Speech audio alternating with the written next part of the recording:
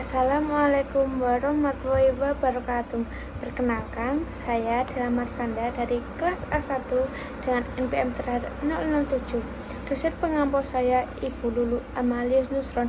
Di sini saya akan mempresentasikan seminar proposal saya dengan judul seminar saya adalah Analisis Pengaruh Struktur Modal dan Likuiditas terhadap Kinerja Keuangan Perusahaan Perbankan. Dengan topik yang membahas bagaimana modal dan likuiditas mempengaruhi kinerja bank, tujuannya memberikan pemahaman kepada audiens mengenai faktor-faktor keuangan, sehingga dapat mempelajari hubungan struktur modal, likuiditas, dan kinerja keuangan secara lebih jelas. Untuk slide selanjutnya adalah latar belakang. OJK mencatat likuiditas perbankan nasional menguat setelah adanya penempatan dana pemerintah sebesar 200 triliun di 5 bank anggota Himbara.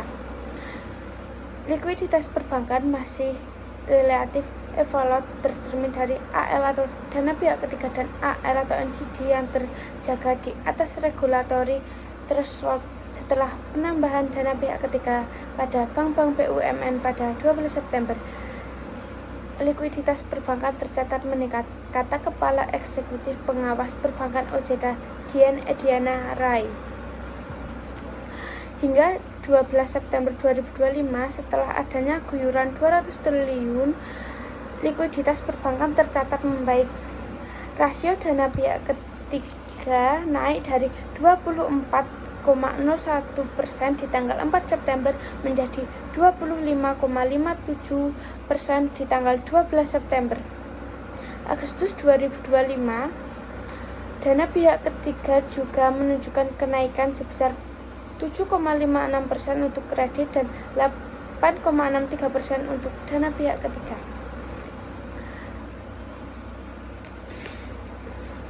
Untuk selanjutnya ada pertanyaan penelitian.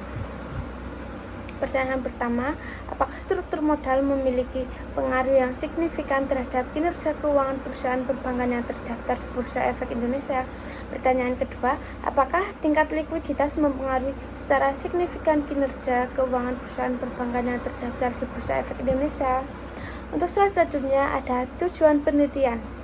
Yang pertama, untuk menganalisis dan memahami pengaruh struktur modal terhadap kinerja keuangan perusahaan perbankan yang terdaftar di Bursa Efek Indonesia.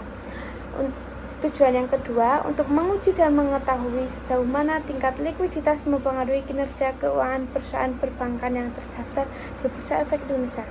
Untuk slide selanjutnya, manfaat penelitian yang pertama untuk teoritis. Dapat memperkaya penelitian ilmiah di bidang manajemen keuangan, terutama mengenai pengaruh struktur modal dan likuiditas terhadap kinerja keuangan perusahaan perbankan. Yang kedua, manfaat untuk praktis. Yang pertama, bagi manajemen perbankan, penelitian ini bisa menjadi referensi bagi manajemen bank dalam menentukan kebijakan pendanaan dan pengelolaan likuiditas yang efektif, sehingga mampu meningkatkan laba dan menjaga stabilitas keuangan perusahaan. Untuk selanjutnya, bagi investor dan pemegang saham, hasil penelitian ini diharapkan dapat membantu investor dalam menilai kondisi keuangan dan prospek perusahaan perbankan, khususnya terkait dengan tingkat risiko dan efisiensi dalam mengelola modal dan likuiditas yang mempengaruhi pengambilan investasi. Untuk manfaat yang ketiga, untuk penelitian selanjutnya, dasar untuk penelitian lebih lanjut dengan menambahkan variabel seperti profitabilitas, ukuran perusahaan, risiko kredit, atau faktor eksternal makroekonomi sehingga mempengaruhi kinerja keuangan perusahaan perbankan. Untuk selanjutnya, landasan teori. Di sini saya menggunakan teori sinyal. Teori sinyal pertama kali diperkenalkan oleh Spence pada tahun 1973. Teori ini menjelaskan bahwa perusahaan memberi sinyal kepada pihak luar, khususnya investor, melalui informasi yang terdapat dalam laporan keuangan. Tujuan dari sinyal ini adalah untuk mengurangi perbedaan informasi antara manajemen dan investor. Dalam penelitian ini, sinyal yang dibahas adalah kondisi keuangan perusahaan yang terlihat dari struktur modal, tingkat likuiditas, dan kinerja keuangan yang diukur dengan earning per share atau EPS. Menurut Amin dan teman-teman, teori sinyal menjelaskan bahwa perusahaan dengan kinerja keuangan yang baik cenderung memberikan sinyal positif kepada investor melalui indikator seperti rasio profitabilitas dan kemampuan likuiditas. Perusahaan yang memiliki struktur modal sehat dan likuiditas stabil cenderung dianggap mampu menghasilkan laba di masa depan, sehingga meningkatkan kepercayaan investor terhadap prospek perusahaan. EPS adalah bentuk sinyal yang kuat bagi investor karena menunjukkan seberapa besar laba bersih yang diperoleh per saham yang diterbitkan. Jika EPS meningkat, maka itu berarti perusahaan memiliki prospek pertumbuhan yang baik dan manajemen mampu mengelola keuangan secara efisien. Sebaliknya, jika EPS menurun, maka itu menjadi sinyal negatif yang menunjukkan turunnya profitabilitas perusahaan serta kemungkinan penurunan nilai saham. Selanjutnya, penelitian terdahulu perbedaannya dengan penelitian saya dengan judul Rintonga dan teman tahun 2021, pengaruh struktur modal terhadap kinerja keuangan perusahaan Consumer Goods di BI, metode kuantitatif. Hasilnya ada berpengaruh negatif dan tidak berpengaruh signifikan terhadap ROA. Perbedaannya, jika sebelumnya hanya menggunakan struktur modal, dengan penelitian yang sekarang ditambah rasio likuiditas. Untuk yang kedua, dengan judul analisis struktur modal, profitabilitas dan kinerja keuangan terhadap nilai perusahaan, Zainar Inayah 2022, metode kualitatif.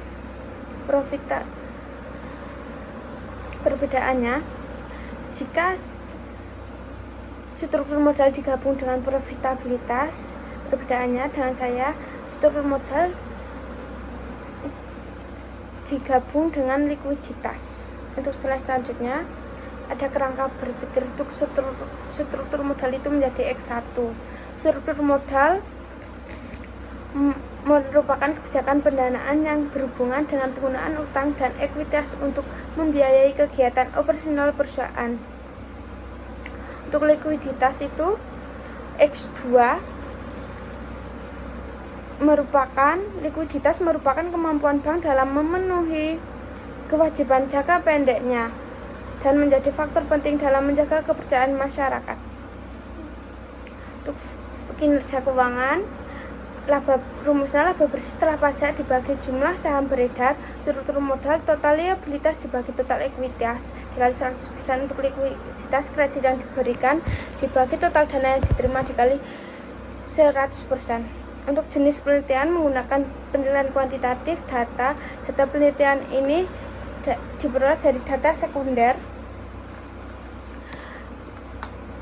Metodenya menggunakan metode purposive sampling. Populasi dalam penelitian ini mencakup semua perusahaan perbankan yang terdaftar di Bursa Efek Indonesia selama periode tahun 2020 sampai 2024. Data yang digunakan dapatkan dari laporan keuangan tahunan yang dikeluarkan oleh perusahaan tersebut. Penelitian ini menggunakan metode purposive sampling, yaitu cara memilih sampel berdasarkan kriteria tertentu yang sesuai dengan tujuan penelitian. Metode ini dipilih karena tidak semua perusahaan perbankan memiliki data keuangan yang lengkap dan konsisten selama periode pengamatan 2020 sampai 2024. Mungkin cukup itu saja presentasi dari saya. Apabila ada kata-kata atau perbuatan saya yang tidak berkenan, saya ucapkan maaf dan terima kasih. Wassalamualaikum warahmatullahi wabarakatuh.